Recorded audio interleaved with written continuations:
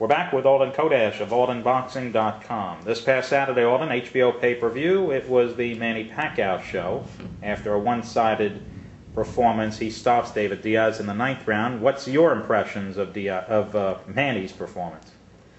It was a spectacular performance. Definitely not the most impressive of Pacquiao's career, just considering the opposition he was facing, who allowed Pacquiao to display his whole fighting arsenal, which was proven to be really incredible and amazing to watch. But Diaz is definitely not one of the best lightweights in the world. Actually, I have more respect for Diaz after what he took from Pacquiao than I did before the fight. He's a strong guy, definitely not one of the elite in the lightweight division, or not one of the top 5 at least.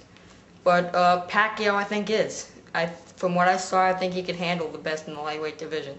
Do you think that right hand has always been there for Manny, but he never was able to pull a trigger against a Barrera or a Marquez? Well, it hasn't always been there. Up until maybe the second fight against Eric Morales, Pacquiao's really been a one-handed fighter. Juan Manuel Marquez can testify to that. The first fight, I mean, it's a deadly left hand he had. He still does, but that was his only weapon, and especially the first fight with Juan Manuel Marquez. The whole fight was based on the left hand of Manny Pacquiao, and he almost got him out of there in the first round. But in many fights of Pacquiao, before the second fight with Eric Morales, he's been a one-handed fighter, and ever since he's added that right hook to his arsenal, and maybe even a right uppercut, he's been much more dangerous. As I was watching Manny just toy with Diaz, a strange thing came to mind. I was thinking that he's toying with these guys the way that Vladimir Klitschko beats up on a Larry Donald using just his left hand. What do you think of that comparison, if there is one? Well, Pacquiao's not using one hand. Pacquiao is using the whole arsenal, really. He's mixing in right uppercuts, left hooks to the body, right hooks. It's a variety of punches, flurries, good solid punches.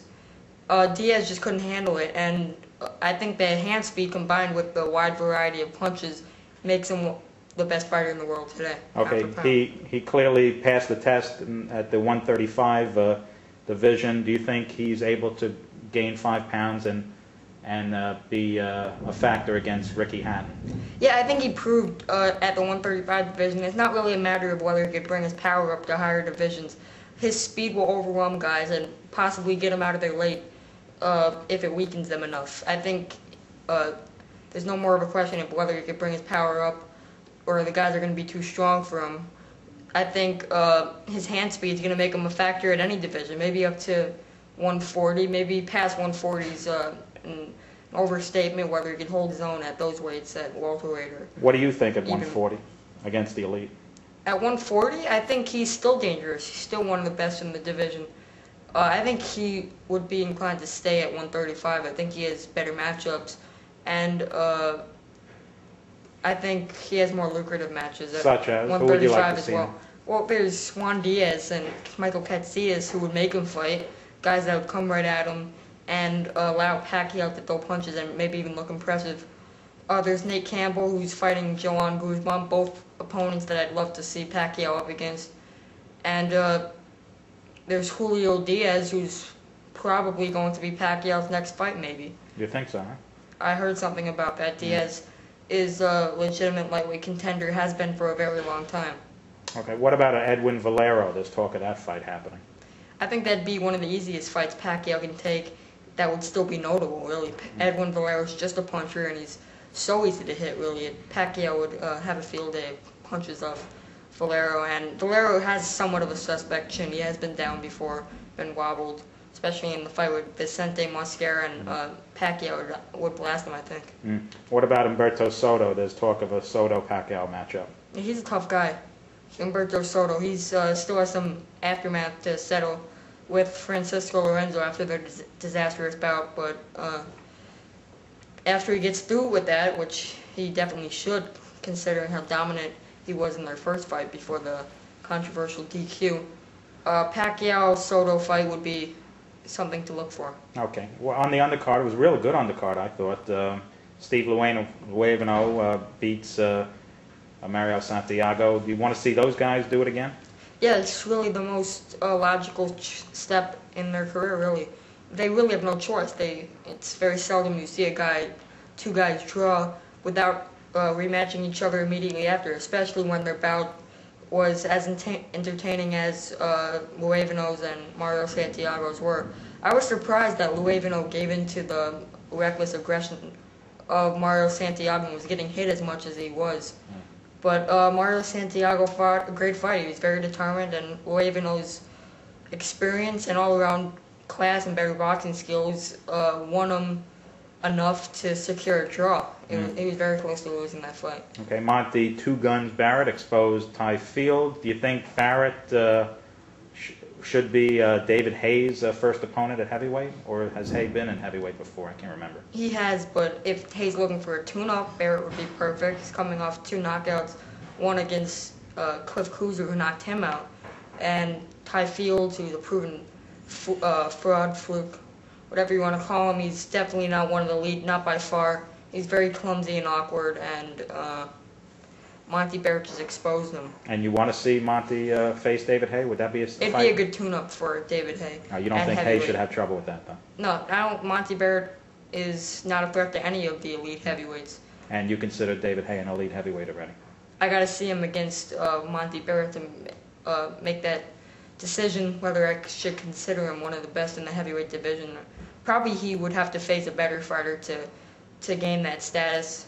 But he's already knocked out a 32-1 fighter, I believe, or a once beaten fighter with many victories, Thomas Bonita, in not even 2 minutes of the first round. So he has proven himself somewhat at heavyweight, that he can bring his power up and knock opponents out. What do you think of the 2-man announcing crew on HBO pay-per-view the other night? I thought it was much smoother, just 2 guys instead of 3, which sometimes seems clumsy to me. What do you think?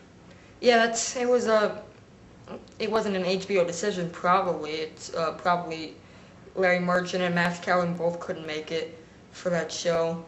But it was smooth. It went by very smooth, and it was just one-on-one conversation between 2 men that know a lot about boxing, and nobody was butting in, really. Right.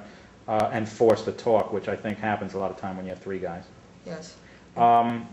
Quickly, your opinion on the Joe Cortez disaster involving Soto and Lorenzo? He looked like he was confused about something. I don't understand how he could be confused about a situation that, for a referee that's repped probably over 200 fights, or officiated over 200 fights, he hasn't seen before. A guy in trouble, I mean, he's probably had to deal with those situations 1 every 5 fights at least. But he acted strangely. He was breaking the fighters apart unnecessary times, and disqualification was, needless to say, very uncalled for. Right. Okay, this coming week it's Ricardo Torres, Kendall Holt 2. Who do you think's going to win? I think I'd have to lean towards. It's a tough decision, but I'd probably have to lean towards Kendall Holt to beat Ricardo Torres. Right. You don't want to be put on the spot, do you? Yeah. It's a tough decision because Torres is a good puncher and Holt has a suspect chin, and Holt was hurt in the first fight, although the stoppage was controversial, but he's all around the better boxer. So you don't want to. You have to pick a boxer over a puncher in most scenarios, especially when he's proven himself in the first fight. But it's difficult when you got a guy that can hurt somebody like Torres, especially against a guy like Holt who has a suspect chin. But something tells me Holt's going to pull it out. He probably should, but Torres' punching power is going to make it tough. Thanks, Alden, for talking to us. Remember to check out aldenboxing.com for more information. Bye-bye.